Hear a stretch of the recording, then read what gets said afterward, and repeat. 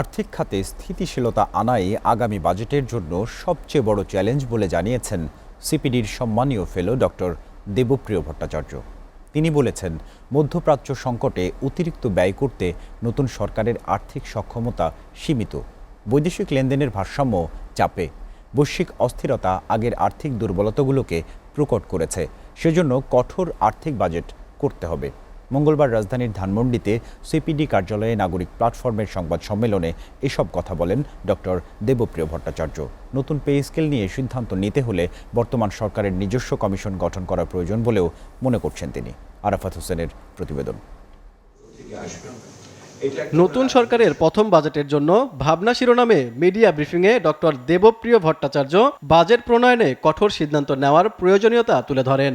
বৈশ্বিক ও উত্তরাধিকার সূত্রে পাওয়া পরিস্থিতিতে সরকারকে মধ্যমেয়াদী ও স্বল্পমেয়াদী নীতিতে ভারসাম্য রাখার পরামর্শ দেন তিনি। সংবাদ সম্মেলনে জ্বালানি আমদানিতে অতিরিক্ত খরচের নানা নেতিবাচক প্রভাব তুলে ধরা হয়। এই সরকার আগের সরকারের মতো এবং হয়তো তার চেয়েও বেশি আর্থিক সম্ভাব্যতার জায়গাটা খুবই সংকীর্ণ।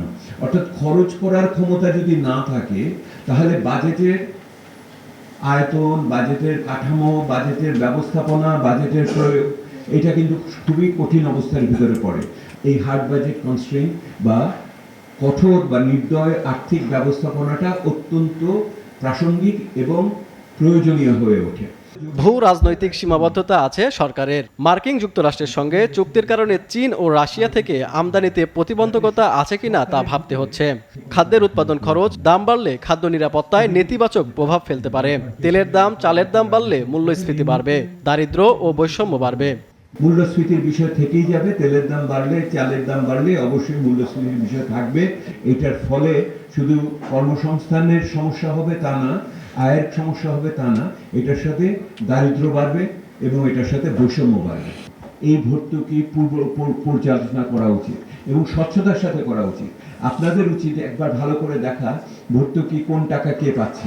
নগদ প্রণোদনাকে আপনি 2-3 ধাপে হলেও আগামী দিনে এটা থেকে বেরোতে হবে। সংশোধিত বাজেট স্বচ্ছতার সাথে প্রকাশ করতে হবে। একই সাথে 3 মাস পর পর সংসদে বাজেট বিষয়ে বিবৃতি দেওয়ার পরামর্শ দেওয়া হয় সংবাদ সম্মেলনে। পাশাপাশি নতুন পে স্কেল নিয়ে সিদ্ধান্ত নিতে হলে সরকারের নিজস্ব কমিশন গঠন করা প্রয়োজন বলে মত দেন ডক্টর দেবপ্রিয় ভট্টাচার্য। বেতন ভাতা, এখন তো নতুন পে স্কেলের আলোচনা উঠবে। Arafat Hossain, SA TV, Dhaka.